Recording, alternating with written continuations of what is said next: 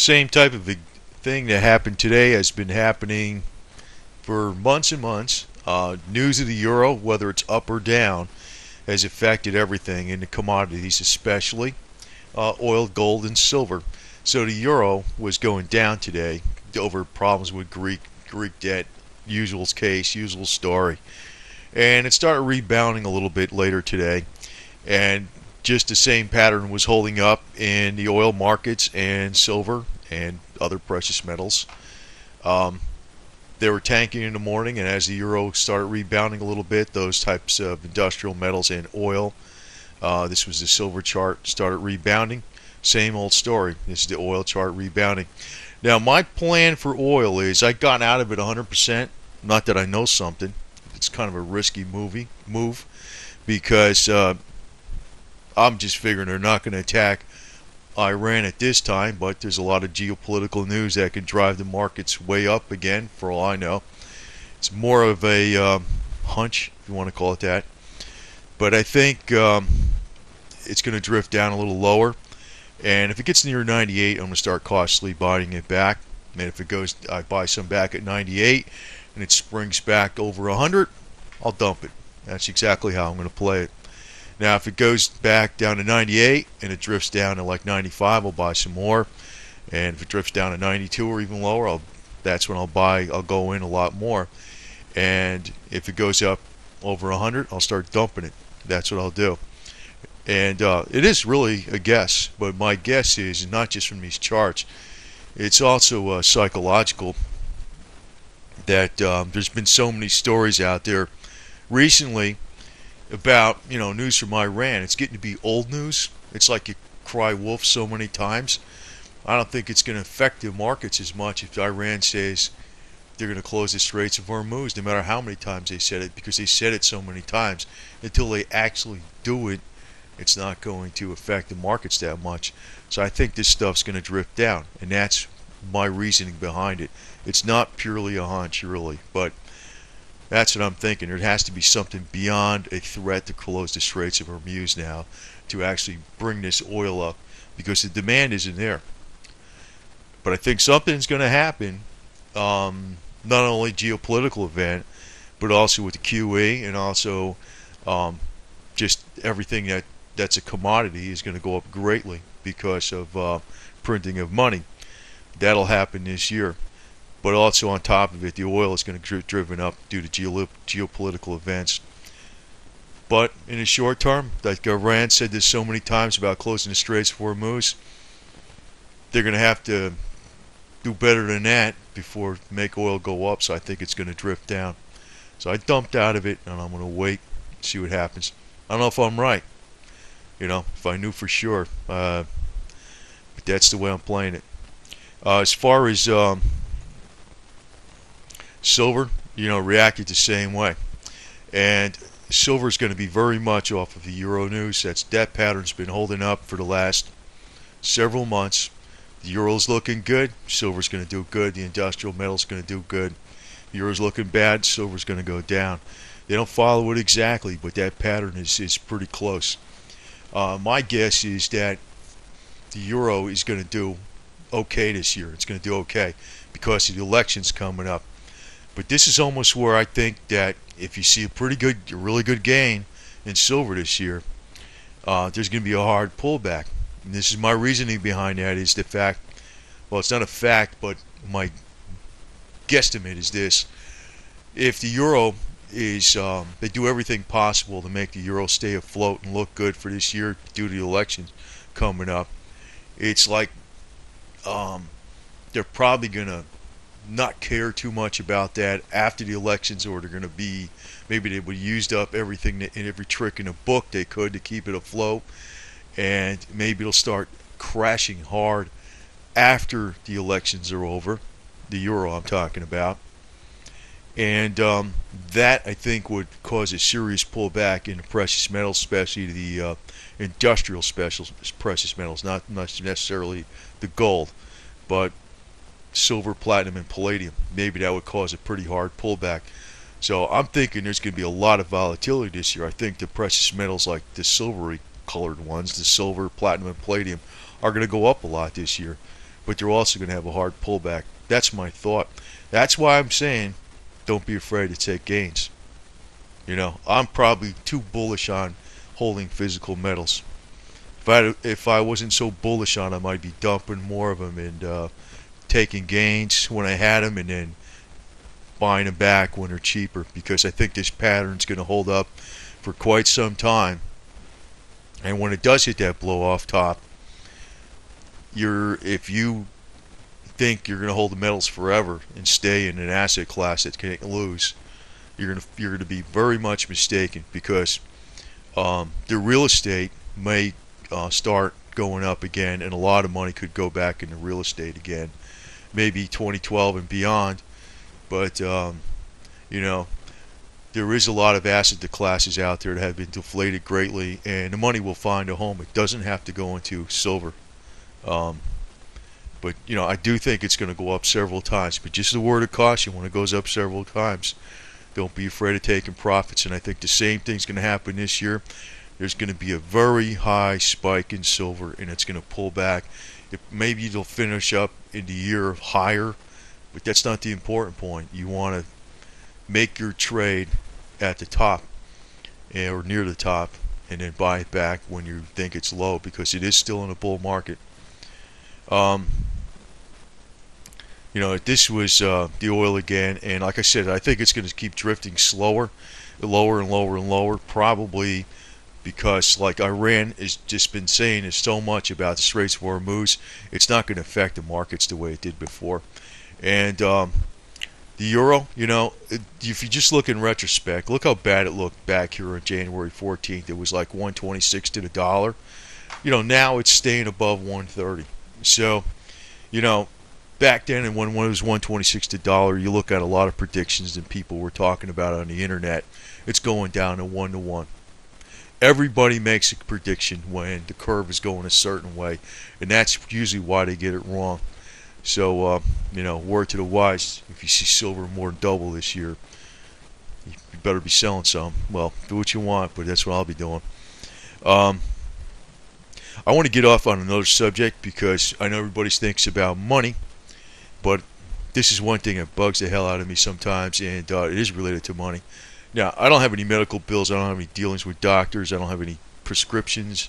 I don't have any of that garbage, right? But I know a lot of people that do, and that's pretty much the commonplace thing. This is one place where people lose more money than anything. And even the people that accumulate a lot of money, well, they get all screwed up on this stuff. It's ridiculous. And I've noticed that there could be some of the simplest people on the earth that never saw a doctor that could be 100 times more healthy than having the best medical system available to them in the world, and they have no medical system available to them. And there's a lot of examples in Japan, for instance, on the islands out of Japan, a lot of fishing villages. People could be 100 years old, smoke cigarettes every day, have very good mental alertness, be physically fit, and not even have that many wrinkles on their skin at all, and look maybe 40 or 50 years younger at 100 years old. And they're not doing anything with any kind of pharmaceutical medicines or whatsoever.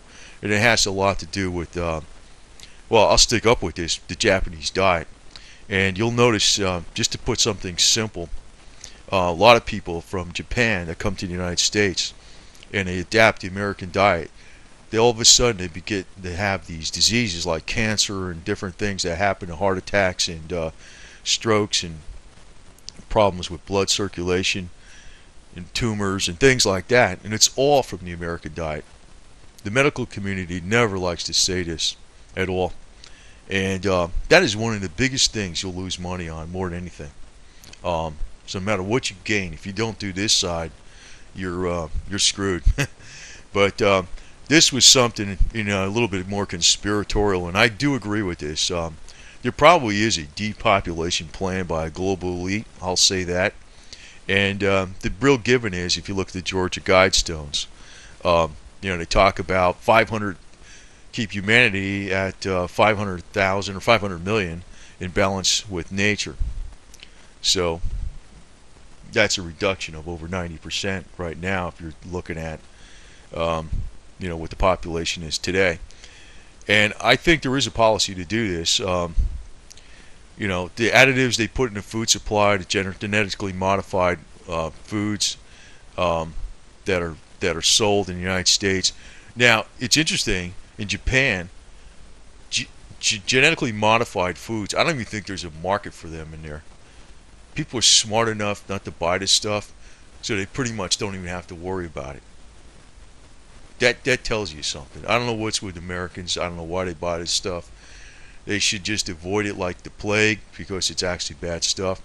BPA treated containers like the plastics, utilities, and the money supply that can affect various hormones in your body. Atmospheric aerial treatment, the chemtrails. And, I want to talk about some of that stuff real briefly. That thing with the baking soda and it doesn't even have to contain mixed with the molasses or the maple syrup. Baking soda not only is good where if it comes in contact with cancer doesn't like it because cancer is very acidic and baking soda is very alkaline, but it also neutralizes a lot of chemicals. The only caution is you have to add more vitamins and natural vitamins to your body because the baking soda will actually absorb some of the B vitamins and other nutrients. But a lot of these things where the environment is being poisoned, baking soda can actually help to take out toxins from your body, including spirulina and broken cell wall chlorella. And these are actually very good detox treatments for radiation and things like that too. They work very well. Another thing, EM concentration security system, electromagnetic systems that are around. There's a lot of different things out there that are harmful to the human body because it's actually a fact that frequencies can heal the body and frequencies can are detrimental to the body. This other thing, direct medication treatment systems, that is pharmaceutical to the max, and actually pharmaceutical drugs probably kill more people in the entire Vietnam War than it did in the whole time, and they'll kill that many more people every year. I know there's various estimates of 30 something thousand to 300,000. They widely vary about how many people pharmaceutical medicines kill. But I do want to point out this one common sense thing. I know, and there's many areas of the world that never see doctors, and they have some people that are extremely healthy. Japan's a very good example. You can have people that are well over 100 years old that are fully alert, physically fit, and some cases they'll be smoking cigarettes, and it is really from the natural diet that brings about life more than anything than it does from pharmaceutical treatments. But I wanted to bring out this point again because this is a thing I always concentrate on a lot. I don't care how much money you make. If you screw this side up of your health, well, it's not going to do you any good. That's the way I look at it. It's not going to do you any good whatsoever. And it's very important to use a lot of common sense and you stay natural, away from anything that has additives in it as best as you can. I know that's very difficult because every damn thing you pick up practically has additives in it. But I do know, like people have multiple sclerosis, they were able to treat themselves and cure themselves. They will stay away from anything that has any kind of food additive that's chemical. They will eat only natural, and being finicky with their diet, your body seems to have plenty of defenses to stop almost anything there is on its own. And the proof is what happens in Japan, and a lot of places that are more remote too. People living in fishing villages or whatever that go and actually back almost like time has stopped, and their longevity is fantastic and their health is fantastic. So in a lot of ways that's even more important than money, but I also want to apply that type of common sense to these markets because I do think the commodity's going to do super good this year, but you see some serious gains. Every clown in the world that's going to be spouting that they're going to be going up double from double, and they might not. Take your profits. And right now, and despite what Lindsey Williams says and all this stuff about the $200 an barrel oil, I think it's going to go up that high. My guess is it's going to pull back some more, and I'm going to be cautiously buying into it. And I'm still holding on my silver position, And if I see silver take a hard dive, like for instance, I don't know if it's going to go down to 30, but say it does, I'll probably buy AGQ double leverage with the expectation that it's going to go up, and I'll dump it right away. I'll dump it right away. But I think the point is to use a little common sense, be patient, and wait for deals. And when you secure gains, dump them. That's the whole game.